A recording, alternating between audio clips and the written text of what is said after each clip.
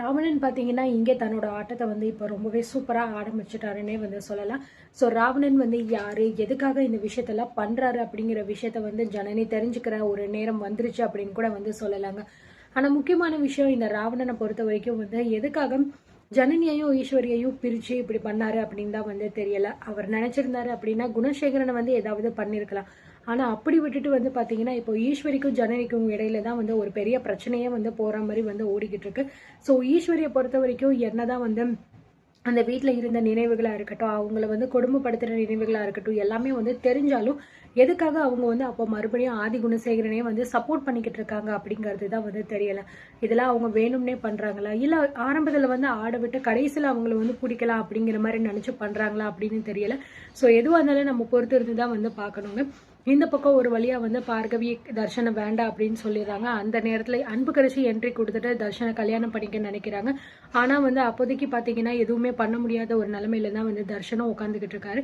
So Arivukkarasi வந்து ஈஸ்வரி கிட்ட பேசுறாங்க. இந்த மாதிரி வந்து இவங்க 2 பேருமே கல்யாணத்துக்கு முன்னாடி எப்படி இருந்தாங்க அப்படிங்கிறத பாருங்க. அவ்வளோ தூரம் வந்து 2 பேருமே ஒருத்தருக்கு ஒருத்தர் வந்து விரும்பி தான் இருந்தாங்க. ஆனா அது மட்டும் இல்லாம அன்புக்கரசு கிட்ட இருந்து நிறைய விஷயங்களை வந்து தர்ஷன் வாங்கியிருக்காரு. அப்ப கூட நான் எதுவுமே சொல்லல.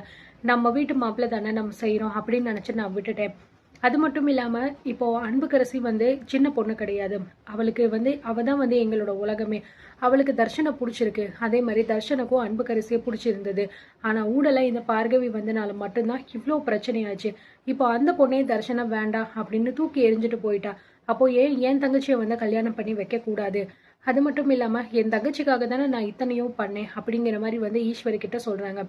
ஒரு பொண்ணோட மனசை கொஞ்சமாவது நீங்க புரிஞ்சுக்கோங்க. ஏன்னா உங்களுக்கு ஒரு பொண்ணு இருக்குல்ல அப்படிங்கிற மாதிரி வந்து சொல்றாங்க.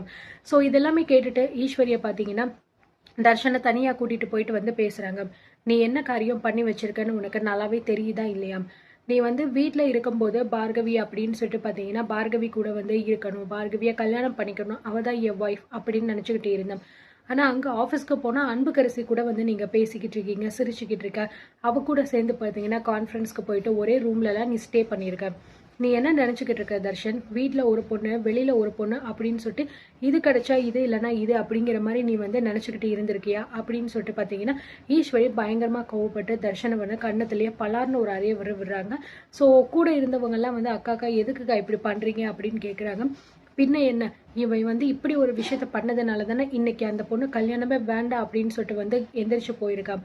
ஒரு பொண்ணுக்கு முழு நம்பிக்கை கொடுக்கணும் அப்படின்னா நீ எந்த அளவுக்கு இருக்கணுமோ அப்படிதான் தர்ஷன் இருக்கணும். ஆனா நீ பண்ணதுதான் வந்து இங்க பெரிய ஒரு தப்பா முடிஞ்சிருக்கு. அதனாலதான் இப்படி ஆயிருக்கு. இப்ப பாத்தியா, இவங்க 2 பேருமே கிளம்பி வந்து நம்ம வீட்டுக்குள்ள உட்காந்து விட்டுக்கிட்டு இருக்காங்க. வேற என்ன பண்ண சொல்ற? இந்நேரம் பார்கவிக்கும் உனக்கும் கல்யாணம் ஆயிருக்கும். அவகிட்ட நீ எல்லா விஷயத்தையுமே ஓப்பனா சொல்லியிருந்த அப்படின்னா கண்டிப்பா இந்த கல்யாணத்துக்கு அவளே ஒத்துக்கிட்டு உன்னை கல்யாணம் பண்ணியிருப்பா. நீ பண்ண ஒரு முட்டாள்தனமான விஷயத்தினாலதான் இதெல்லாம் நடந்திருக்கு அப்படிங்கிற மாதிரி வந்து சொல்றாங்க. சோ தர்ஷன் வந்து பாத்தீங்கன்னா அழுகிறாரு. நான் அப்படிலாம் வந்து நினைக்கவே இல்லம்மா. அது மட்டும் இல்லாம அன்புக்கரசியை நான் என்னைக்குமே வந்து பாத்தீங்கன்னா என்னோட மனைவியா நான் ஏத்துக்கிட்டதும் கிடையாது, அப்படி நினைச்சதும் கிடையாது. ஆரம்பத்துல நாங்க கல்யாணம் பண்ணிக்கலாம்னு இருந்தோம். ஆனா பார்கவி என் வாழ்க்கைக்குள்ள வந்ததுக்கு அப்புறம் நான் அவளை தான் கல்யாணம் பண்ணணும், அவளை தான் லவ் பண்ணணும்னு நினைச்சேன்.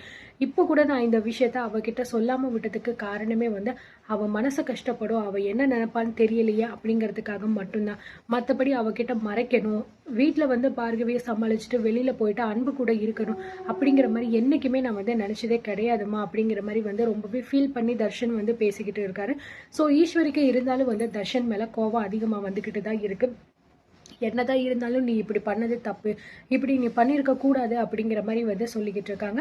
சோ இப்போ வேற வழி கிடையாது. அன்புக்கரசியும் அறிவுக்கரசியும் வந்து அங்க இருக்கிற மாதிரி ஒரு சுச்சுவேஷன் வந்து அமைஞ்சிருது. ஈஸ்வரினால எதுவுமே சொல்லவும் முடியல. சோ அறிவுக்கரசி வந்து கேக்குறாங்க ஆதி குணசேகரன் கிட்ட, இதுக்கப்புறம் நீங்க தான் வந்து முடிவெடுக்கணுமாமா. இதுக்கு முன்னாடி நீங்க என்ன பண்ணீங்க அப்படிங்கறது எல்லாமே உங்களுக்கு நல்லா தெரியும். அது மட்டும் இல்லாம என் தங்கச்சிக்கும் உங்க பையனுக்கும் தான் வந்து கல்யாணம் ரிஜிஸ்டர் ஆயிருக்கு. இப்போ என்ன, அந்த கல்யாணத்தை நம்ம நடத்தி வைக்க போறோம், அவ்வளவுதானே. இதுக்கு எதுக்கு நீங்க அவ்வளவு தூரம் யோசிக்கணும் அப்படிங்கிற மாதிரிலாம் வந்து கேட்டுக்கிட்டு இருக்காங்க. சோ ஆதி குணசேகரன் எல்லா முடிவுமே வந்து ஈஸ்வரி கையில மட்டும்தான் இருக்கு, ஈஸ்வரி தான் எல்லாத்தையும் நடத்தணும் அப்படிங்கிற மாதிரி சொல்லிடுறாங்க. இங்க ஈஸ்வரியை பொறுத்த வரைக்கும் வந்து என்ன பண்றது என்ன சொல்றது அப்படின்னு ஒண்ணுமே தெரியாம முழிச்சுக்கிட்டே வந்து நின்றுகிட்டு இருக்காங்க. சரி, ஒரு வழியா வீட்டுல வந்து அந்த பஞ்சாயத்து இப்ப வந்து முடிஞ்சிருது. இந்த பக்கம் பார்த்தீங்க அப்படின்னா ஜனனியும் சக்தியும் வந்து வீட்டை விட்டு வெளியேயும் வந்து வந்துடுறாங்க.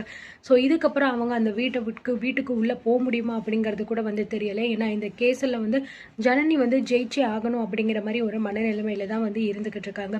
ஈஸ்வரி வந்து நினச்சிக்கிட்டு இருக்காங்க ஜனனி பேசுகிற பேச்சு எல்லாத்தையுமே வந்து எதுக்காக அவன் வந்து இப்படிலாம் பேசிக்கிட்டு இருக்கா, அது மட்டும் இல்லாமல் ஜனனியோட நடவடிக்கை இப்போ வர வர ரொம்பவே மோசமாகிக்கிட்டே போகுது அப்படிங்கிற மாதிரியும் நினைக்கிறாங்க.